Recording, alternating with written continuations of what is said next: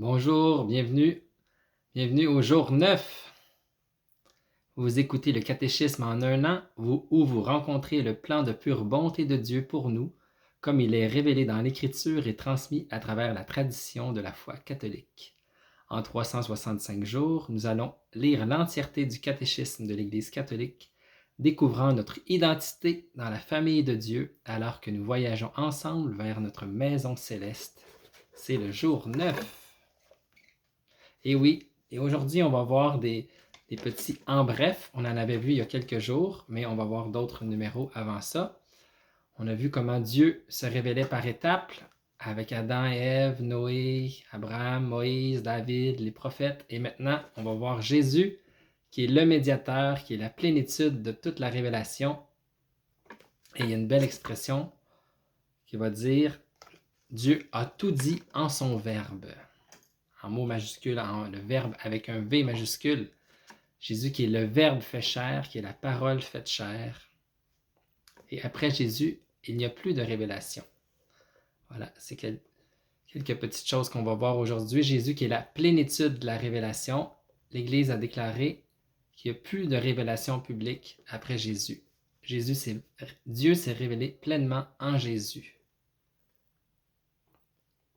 Il y a aussi des révélations privées. On va en parler. On va voir ça ensemble. Alors, prions. Demandons à l'aide du Seigneur de nous éclairer. Père Céleste, merci. Nous te disons merci de nous avoir amenés jusqu'à ce jour. Après une semaine d'écoute du catéchisme, on est déjà rendu au jour 9. On est reconnaissant, Seigneur, non seulement pour le don de tout ce que tu as fait pour nous, pour le peuple juif, mais surtout d'avoir fait une alliance avec lui. Et aussi d'avoir établi ton alliance nouvelle et éternelle en Jésus, lui qui est le médiateur, qui est la plénitude de toute la révélation. Aide-nous, Seigneur, à le recevoir, à l'accueillir, à accueillir cette révélation de Jésus à travers l'Église. On te fait cette prière par le nom de Jésus. Amen. Au nom du Père, du Fils et du Saint-Esprit. Amen.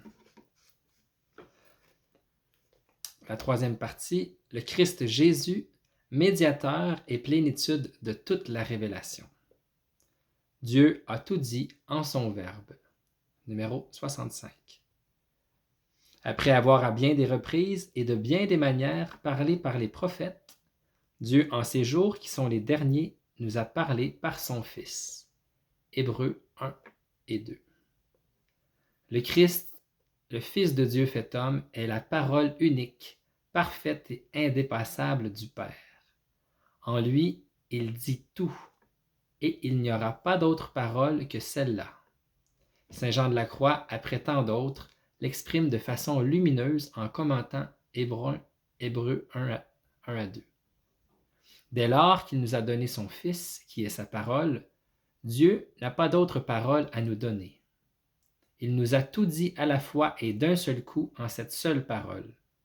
Car ce qu'il disait par partie aux prophètes, il l'a dit tout entier dans son Fils, en nous donnant ce tout qu'est son Fils. Voilà pourquoi celui qui voudrait maintenant l'interroger, ou désirerait une vision ou une révélation, non seulement ferait une folie, mais ferait injure à Dieu, en ne jetant pas les yeux uniquement sur le Christ, sans chercher autre chose ou quelque nouveauté. C'était une citation de Jean de la Croix. Il n'y aura plus d'autres révélations. Numéro 66. L'économie chrétienne, étant l'alliance nouvelle et définitive, ne passera donc jamais et aucune nouvelle révélation publique n'est dès lors à attendre avant la manifestation glorieuse de notre Seigneur Jésus-Christ. Cependant, même si la révélation est achevée, elle n'est pas complètement explicitée. Il restera à la foi chrétienne d'en saisir graduellement toute la portée au cours des siècles. Le numéro 67. Au fil des siècles, il y a eu des révélations dites privées, dont certaines ont été reconnues par l'autorité de l'Église. Elles n'appartiennent cependant pas au dépôt de la foi. Leur rôle n'est pas d'améliorer ou de compléter la révélation définitive du Christ, mais d'aider à en vivre plus pleinement à une certaine époque de l'histoire. Guidé par le magistère de l'Église, le sens des fidèles fait c'est discerner et accueillir ce qui, dans ces révélations, constitue un appel authentique du Christ ou de ses saints à l'Église. La foi chrétienne ne peut pas accepter des révélations qui prétendent dépasser ou corriger la révélation dont le Christ est l'achèvement.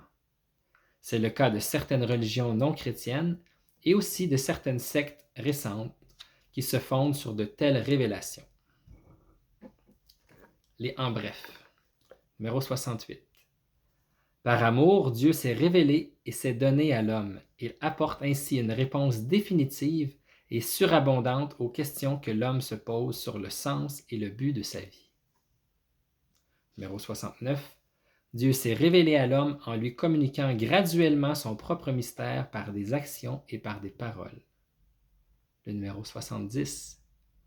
Au-delà du témoignage que Dieu donne de lui-même dans les choses créées, il s'est manifesté lui-même à nos premiers parents.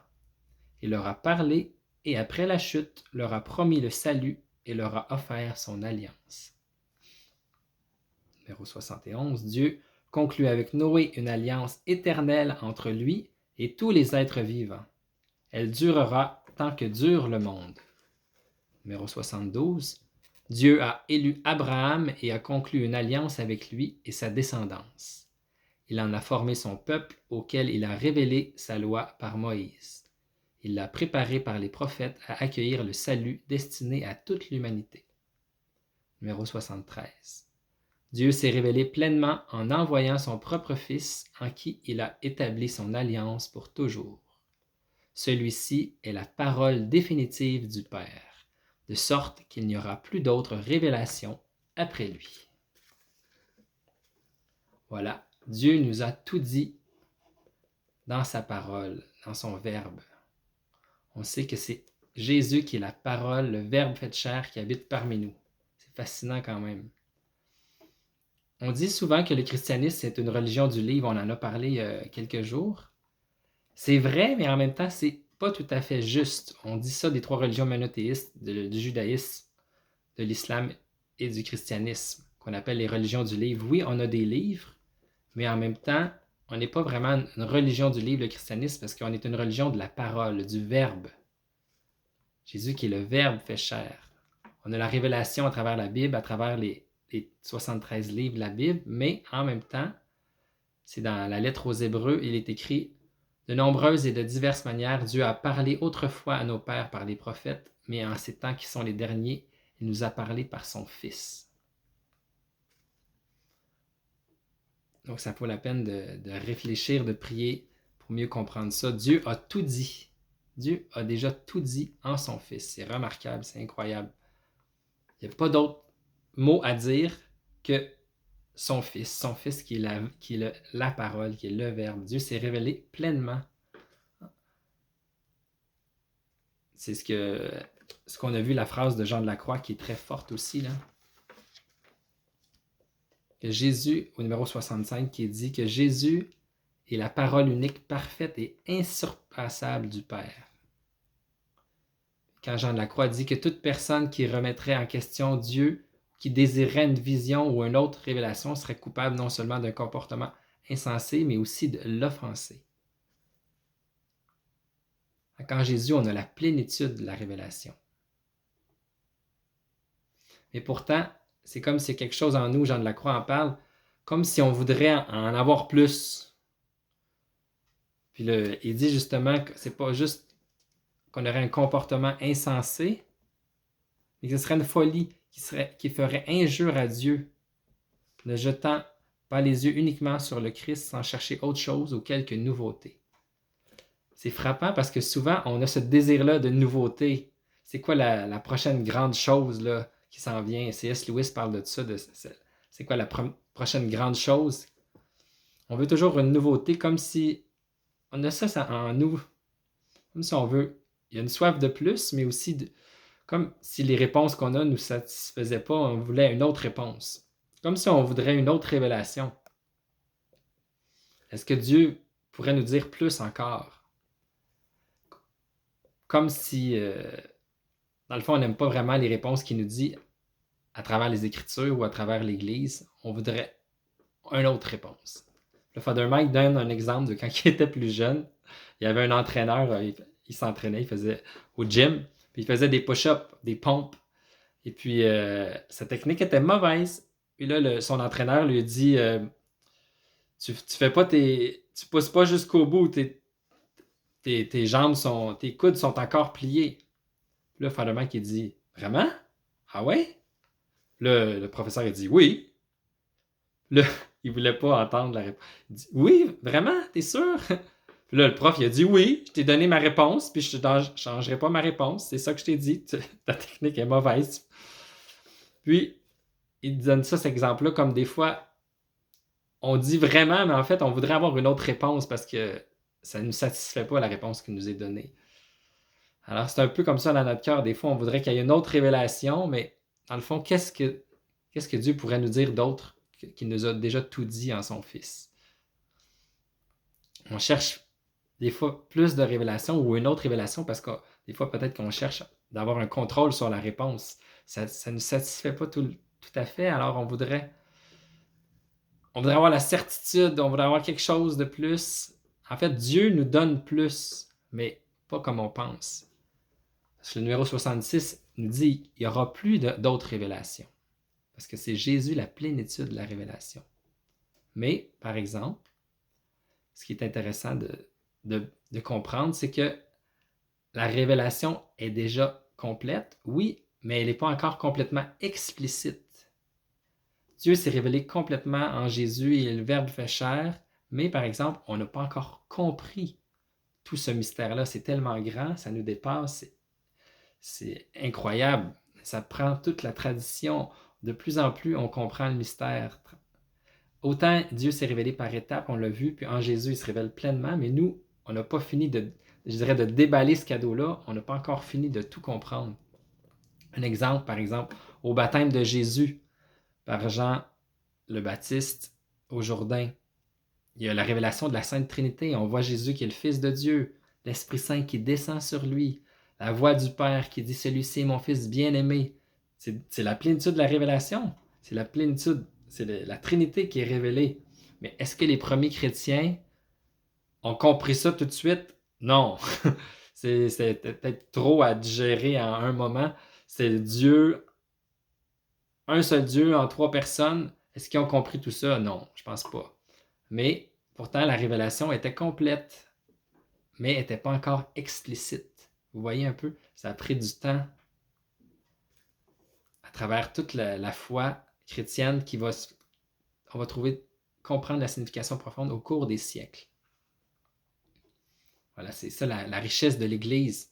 Un autre exemple dans les Actes des Apôtres, au Conseil de Jérusalem, avant les premiers apôtres qui vont se poser la question, est-ce qu'il faut devenir juif d'abord avant d'être baptisé? Est-ce qu'il faut être circoncis? Est-ce qu'il faut qu'il soit inscrit dans l'Ancienne Alliance avant d'être inclus dans la Nouvelle Alliance? Puis là, l'Église a prié, a réfléchi, mais là, c'est ça, la révélation n'était pas encore explicite. Il y a eu le Conseil de Jérusalem, qui est un peu le premier concile exactement. Et puis, on a réfléchi, puis on a réalisé qu'il n'y avait pas besoin d'être circoncis, qu'il pouvait devenir chrétien tout de suite. Mais c'est ça. La révélation n'était pas encore explicite. On la comprend dans le temps. Puis ça a été ça avec tous les conciles jusqu'à aujourd'hui. C'est pas tout et pas encore tout explicité. Ça se déploie dans le temps. Puis on va comprendre l'importance de plusieurs choses au fil des siècles. Le numéro 67 qui nous parle des révélations dites privées, plus certaines qui sont reconnues par l'Église. C'est quoi les révélations privées? En fait, c'est des révélations qui sont données soit à un individu ou à un groupe de personnes qui nous donnent un message du Seigneur. Par exemple, les apparitions mariales. Il y en a certaines qui sont reconnues par l'Église, mais pas tous. Et puis, même s'il y a des révélations privées, qu'est-ce que l'Église nous enseigne, qu'on a vu dans les numéros, c'est qu'ils ne sont pas obligatoires. Il n'y a aucun chrétien catholique qui est obligé d'y croire, en fait. Même si l'Église dit que c'est une révélation privée qui est approuvée par l'Église, il n'y a rien dans cette révélation qui fait qu'on est obligé de devoir y croire absolument. Pourquoi? Parce qu'on a justement vu la plénitude de la révélation, elle est en Jésus, Jésus-Christ, le Verbe fait chair, puis Puis cette révélation, elle est complète. Puis cette révélation devient explicite à travers tout l'enseignement de l'Église. Même s'il y a des révélations privées qui sont approuvées, en fait, ça veut juste dire qu'elles sont approuvées, ça veut dire qu'elles sont probables. En 2010, il y avait le pape Benoît XVI qui disait dans un document Verbum Domini que l'approbation ecclésiastique d'une révélation privée signifie essentiellement que son message ne contient rien de contraire à la foi et à la morale. Donc, c'est très important. Les révélations qui sont acceptées, ça veut juste dire qu'il n'y a rien de contraire à la foi et à la morale. On n'est pas obligé d'y croire. Et il est licite de le rendre public et les fidèles sont autorisés à y donner leur prudente adhésion. Une révélation privée peut introduire de nouveaux accents, donner lieu à de nouvelles formes de piété ou à des formes plus anciennes, plus profondes. Par exemple, Marie qui a apparu à des gens, qui les a encouragés à prier le rosaire, à Fatima, au début du 20e siècle. Elle a apparu, puis elle leur a dit, c'est important le rosaire, c'était déjà là, mais elle a incité les gens encore plus à prier. Ou une autre révélation, Jésus qui a apparu à Sainte Faustine, qui lui a donné le chapelet de la divine miséricorde. C'est un autre exemple, c'est une nouvelle forme de piété, mais en même temps qui approfondit de façon plus profonde des formes anciennes. Donc, au numéro 14 de Verbum Domini, Benoît XVI dit, il peut y avoir un certain caractère prophétique et peut être une aide précieuse pour mieux comprendre et vivre l'Évangile à un certain moment. Par conséquent, il ne doit pas être traité, ça ne doit pas être traité à la légère. C'est une aide qui nous est offerte, mais son utilisation n'est pas obligatoire. Donc, c'est très important et c'est utile de savoir ça, qu'on n'a pas à croire les révélations privées, on n'est pas obligé, mais en même temps, on ne doit pas les traiter à la légère. Il y a un autre pape Benoît, le Benoît XIV, en 1700, qui a déclaré « Lorsqu'il s'agit de révélations privées, il s'ensuit que n'importe qui peut, sans nuire à la foi catholique, ne pas prêter attention à ces révélations. Ils peuvent aussi s'en écarter à condition que cette personne le fasse modestement, non sans raison et sans mépris. » Sans mépris. C'est important parce que souvent, on aime ça être contraire aux autres. S'il va y avoir une nouvelle révélation privée, tout le monde va être intéressé. Puis là, nous, on veut la racheter pour ne pas faire comme les autres. Mais là, Benoît XIV dit « Écoutez, vous pouvez être en désaccord. Vous pouvez différer de cela, mais vous devriez probablement le faire avec une bonne raison et vous ne devriez jamais le faire avec mépris. » Donc, c'est vraiment sage. Parce qu'on peut être tenté des fois de juste dire le contraire. Alors voilà, on en est là. Jésus qui est la plénitude de la révélation de Dieu. Il n'y a aucune autre révélation après lui. Alors, cherchons pas d'autres nouveautés. Approfondissons plutôt la doctrine qui s'est développée au fil du temps. De comprendre de plus en plus que Dieu se révèle avec le temps. Ça prend du temps. Puis il y a aussi des fois qu'il peut se révéler, Dieu qui s'est révélé à travers des révélations privées. Mais ces révélations-là ne doivent pas revendiquer, ajouter rien de plus à la foi ou de rien de contraire à la foi. Ils sont juste simplement là comme des aides pour nous aider à mieux comprendre des aspects. Alors, j'espère que ça a du sens, que vous comprenez. Alors, on continue de marcher ensemble dans ce chemin. Father Mike nous rappelle qu'il prie pour nous, prions pour lui, prions les uns pour les autres et j'ai hâte de vous revoir demain.